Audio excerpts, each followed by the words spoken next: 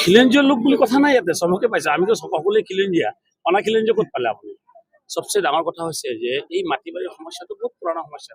একদম ভাৰত স্বাধীন হোৱাৰ পিছৰ পৰা এটা সমস্যা আছিল এই সমস্যাটো সমাধান নকৰিলে আগৰ যিবিলাক চৰকাৰ গ'লে এইটো চৰকাৰে কৰিলে সমস্যাটো সমাধান কৰাৰ কাৰণে প্ৰয়াস কৰি চেষ্টা কৰি আছে ইয়াৰ মাজতে মই বিশেষকৈ মোৰ দলগাঁও সমষ্টিৰ কথাটো মই কৈছো দলগাঁও সমষ্টিক মই ভাৰত স্বাধীন হোৱাৰ পিছৰ পৰা মানুহৰ কোনো মানুহে মাটিৰ পাট্টা পোৱা নাছিল এটা কথা শুনি আপোনালোকে ভাল পাব যে আমাৰ এই মই বিধায়ক হোৱাৰ পিছৰ পৰা আৰু মাননীয় সাংসদ মহোদয়ৰ নেতৃত্বত আৰু আমাৰ SDLC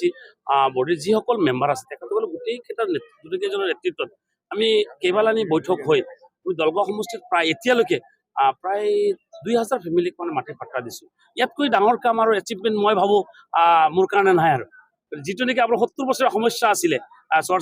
চামপুৰ চাপৰি আপোনাৰ আৰমাৰী চাপৰি কল্যাণ বা দলগাঁও সমষ্টিৰ বিভিন্ন এলেকাত বহু মাটি আপোনাৰ খাস হৈ পৰি আছিলে দখল কৰি আছে কিন্তু পাট্টা পোৱা নাছিলে কিন্তু আমি অহাৰ পিছত মানে তেখেতসকলে মাটিৰ পাট্টা পাইছে এইটো আৰু ভাল কথা ইয়াতকৈ আনন্দৰ কথা এজন বিধায়কৰ কাৰণে হ'ব নোৱাৰে মই খুব আনন্দিত হৈছো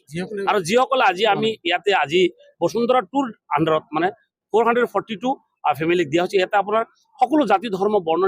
আমি ডিষ্ট্ৰিবিউশ্যন কৰিছো ইয়াত কৰ্তন হোৱাৰ কাৰণে কিছুমান ক্ৰাইটেৰিয়া দিছিলে যে 3 জেনেৰেশ্যন বিশেষকৈ মাইনৰিটি মানুহসকলৰ কিছুমান কমপ্লেইন আছিলে যে 3 জেনেৰেশ্যন কাগজপত্ৰ জমা দিব লাগে সকলোৱে সেই কথাটো বুজিও পোৱা নাছিলে জমা দিয়া নাই কিন্তু এতিয়া নেক্সট যিটো ৰিভিউৰ কাৰণে দিছে আমি এতিয়া এটা এৱাৰনেছ প্ৰগ্ৰাম কৰিছো গতিকে সকলোৱে কাগজপত্ৰ জমা দিব আৰু আমি সেইমতে গোটেইখিনি কাম কৰি দিম তাতে এটা কথা হৈ গ'ল ভূমিপট্টা দিছে ঠিকেই কিন্তু ভূমিপট্টা দিয়াৰ লগতে দেখা যায় যে দলগাঁও